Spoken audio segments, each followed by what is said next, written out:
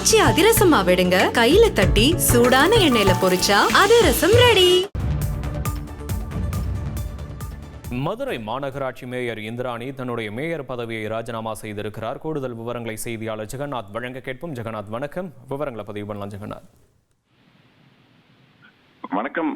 மதுரை மாநகராட்சியில் 150 கோடி ரூபாய்க்கு மேல் இந்த சொத்து வரி முறைகேடு தொடர்பாக இதற்கு முன்பே பார்த்திருந்தால் 5 மண்டல தலைவர்கள் ராஜினாமா செய்த நிலையில தற்போது மாநகராட்சியின் மேயர் இந்திராணி தற்போது ராஜினாமா செய்திருக்கிறார். குறிப்பாக மதுரை மாநகராட்சி வரி முறைகேடு விவகாரத்தில் மேயர் கணவன் முதல் குற்றவாளியாக கைது செய்யப்பட்டு ஜாமீனில் உள்ளார். இந்த நிலையில் தற்போது மதுரை மாநகராட்சியின் மேயர் இந்திராணியும் ராஜினாமா செய்திருக்கிறார்.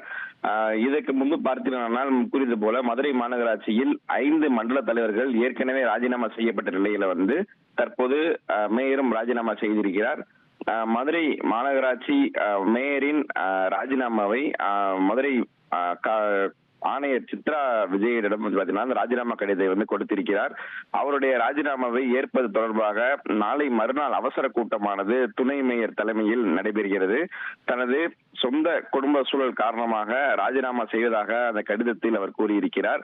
இதற்கு முன்பு பார்த்தீங்கன்னா இந்த சொத்து வரி முறைகேடு தொடர்பாக ஏற்கனவே பல்வேறு நபர்கள் மீது வழக்குகள் பதிவு செய்யப்பட்டு கைது செய்யப்பட்ட நிலையில இந்த பிரச்சனையானது தீவிரமடைந்த நிலையில தற்போது மேயர் இந்திராணி அவர்கள் ராஜினாமா செய்திருப்பது பரபரப்பை ஏற்படுத்தி இருக்கிறது.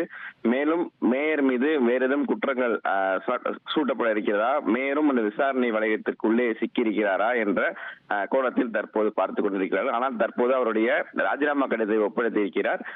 அவர் மீது நடவடிக்கை எடுக்கப் போகிறார்களா, மேலும் அவர் கைது செய்ய போகிறார் என்பது பின்பு தெரிய வரும். விவரங்களுக்கு நன்றி ஜெகநாத். ஆச்சி அதிரசமா விடுங்க, கையில தட்டி சூடான எண்ணெயில பொரிச்சா அதிரசம் ரெடி.